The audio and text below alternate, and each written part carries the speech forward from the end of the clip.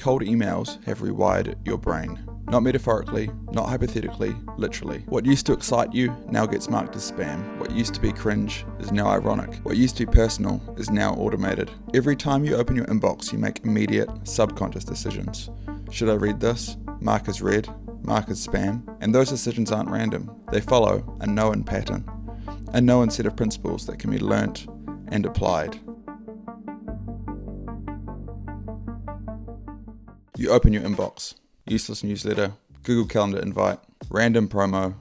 Ah yes, quick question first name. At its core, cold outreach is a game of psychology. The right combination of words to drive the action you want. To win, you must clear 3 obstacles. Get the email opened, get it read, get action taken. What worked 5 years ago is now a spam filter's lunch. What worked last year is probably on life support. To understand what works now, we need to rewind to the Wild West of cold email.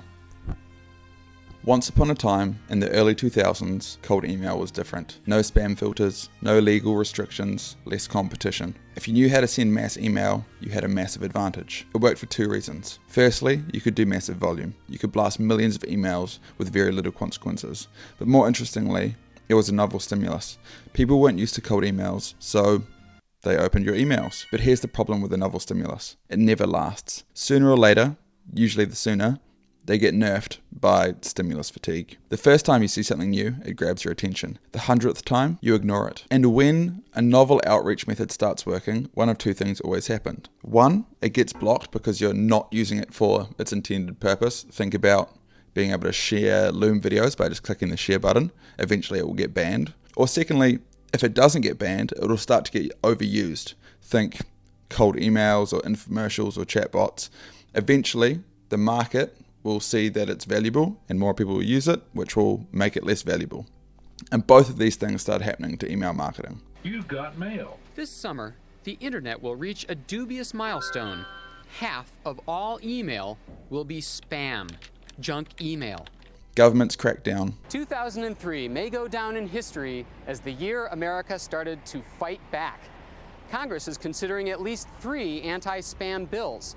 Each one is designed to make it easier to find and prosecute the people who are clogging the email system with junk.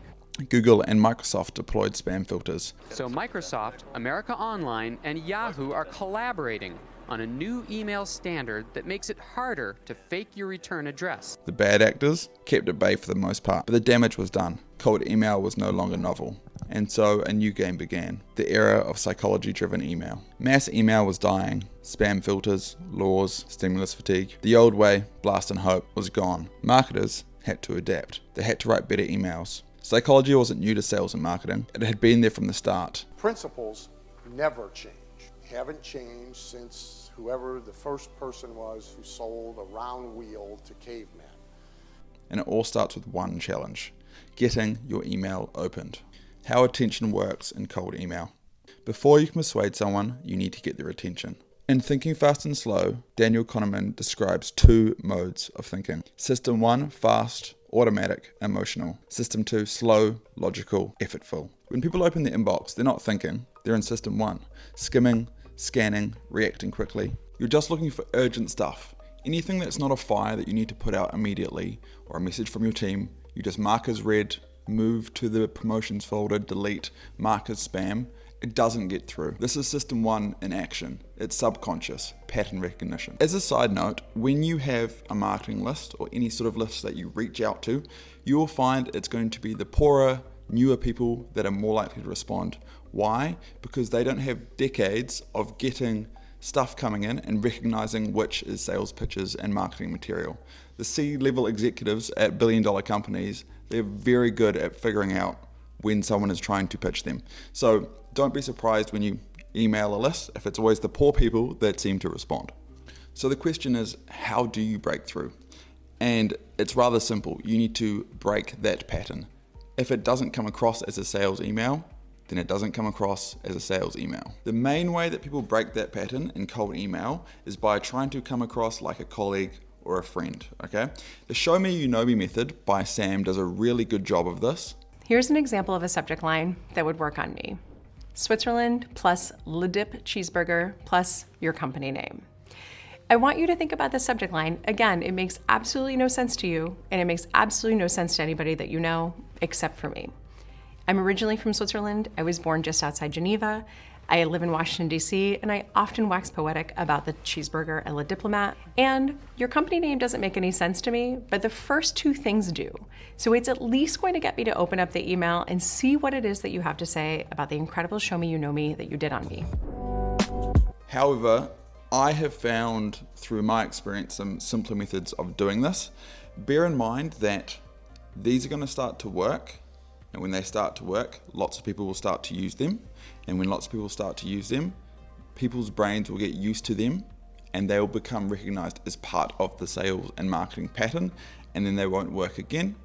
And then typically what happens over a long enough time horizon is they'll stop being used, and then people can start using them again and they'll start working again because the stimulus fatigue has come back down over a long enough period of time. If I think about Facebook ads that we used to run 3 or 4 years ago, they were a playbook and we started using them at the beginning and they worked really well. But if you look back on them now, the fake news article or the red circle somewhere, then it's very obvious that they are now part of the sales and marketing pattern. And anyone that sees these automatically filters them out as sales and marketing material.